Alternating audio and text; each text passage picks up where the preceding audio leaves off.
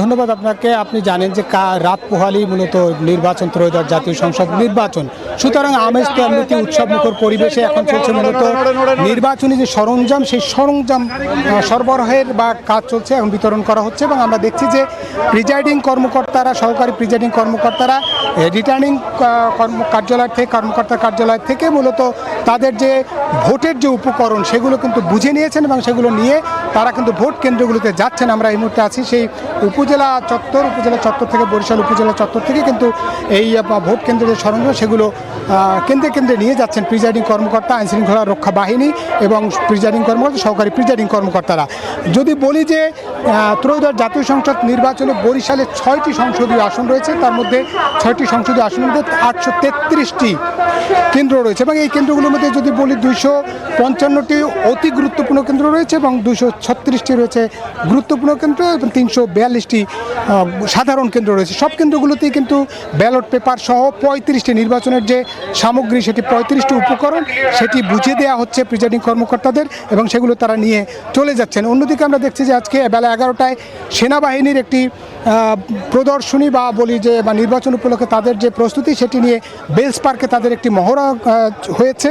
অন্যদিকে আমরা জানতে পেরেছি যে বরিশালের জেলার জন্য 1500 সেনাবাহিনী এবং পুলিশের মেট্রোপলিটন এবং সদর উপজেলার জন্য 2667 জন পুলিশ সদস্য, 10,829 জন আনসার সদস্য সহ কোস্টগার্ড, বিজিবির 14 প্লাটুন বিজিবি মোতায়েন করা হয়েছে।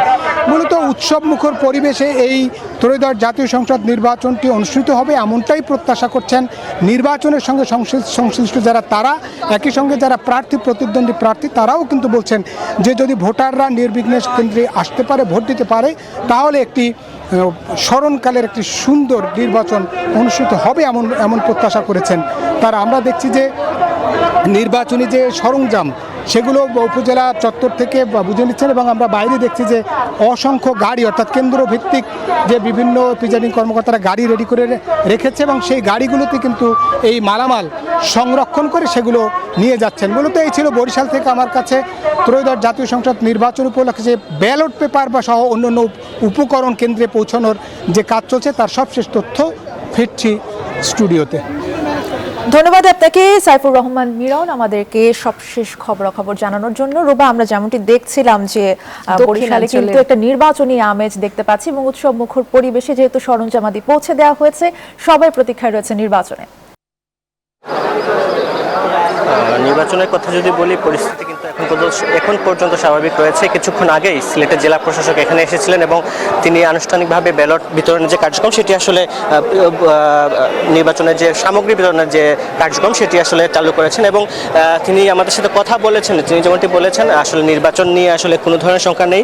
অনেক প্রার্থীরা আসলে কিছু অভিযোগ করেছিলেন ভোট কেন্দ্রে প্রার্থীদের নিয়ে, ভোটারদের ভয়ভীতি দেখানোর এবং কালো টাকার ছড়াছড়ি, এমন কিছু অভিযোগ ছিল। কিন্তু জেলা প্রশাসক যেটি বলেছেন, তিনি কিন্তু এসব বিষয়ে আসলে নাকচ করে দিয়েছেন। তিনি যেটি বলেছেন, অনেকেই সাথে কথা বলেছেন, এমন কোন তথ্য বা এমন কোনো প্রমাণ আসলে মিলেনি।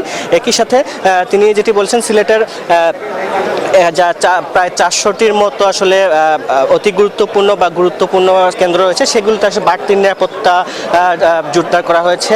একই সাথে সেনা, পুলিশ সদস্য, একই সাথে র্যাব থাকবে, এমনটি কিন্তু বলা হয়েছে। আমরা যেমনটি তথ্য জানি, সিলেটে আসলে নির্বাচনের কার্যক্রম চালাতে, নির্বাচনের পরিবেশ শৃঙ্খলা বজায় রাখতে প্রায় 55 থেকে 57 প্লাটুন বিজিবি মোতায়েন করা হয়েছে। জেলা পুলিশের অধীনে প্রায় 11টি থানায় 2332 জন পুলিশ থাকবে। মেট্রোপলিটনের অধীনে 6টি থানায় 2200 জন পুলিশ থাকবেন এবং 13 জন অফিসার সহ প্রায় 550 জন র্যাব সদস্য মাঠে কাজ করবেন। একই সাথে 13,280 জন আনসার বিডিপি সদস্য কিন্তু নির্বাচনের পরিবেশ নিয়ন্ত্রণে কাজ করবেন। একটি বিষয় বলতে এখন কিন্তু সব প্রস্তুতি কিন্তু প্রশাসন সম্পূর্ণ করেছে। এখন আসলে ব্যালটগুলো বিভিন্ন উপজেলায় আসলে পাঠানো হচ্ছে। যেমনটি আমরা জানি, বিকালের মধ্যেই কিন্তু আসলে সব ব্যালট নির্বাচনের যে সরঞ্জাম সহ আছে সেগুলো আসলে পাঠানো হবে। একটি বিষয় যেটি হচ্ছে সিলেটে কিন্তু আমরা যেমনটা জেনেছি জেলা প্রশাসকের বরাত দিয়ে প্রায় 150 জন পুলিং এজেন্ট থাকছে, একই সাথে জেলা প্রবাসীদের প্রায় 46,000 ভোটার পোস্টাল ভোটারের মাধ্যমে ভোট প্রদানের আবেদন করেছিলেন, যার মধ্যে 36,000 পোস্টাল ব্যালট জমা হয়েছে। সব মিলে এই ছিল আমার কাছে সিলেট থেকে সর্বশেষ খবর। নতুন সানসিল্ক ব্ল্যাক শাইন, তাই গ্লাস শাইন, ঝলমলে শাইন করো, গ্লাস শাইন করো।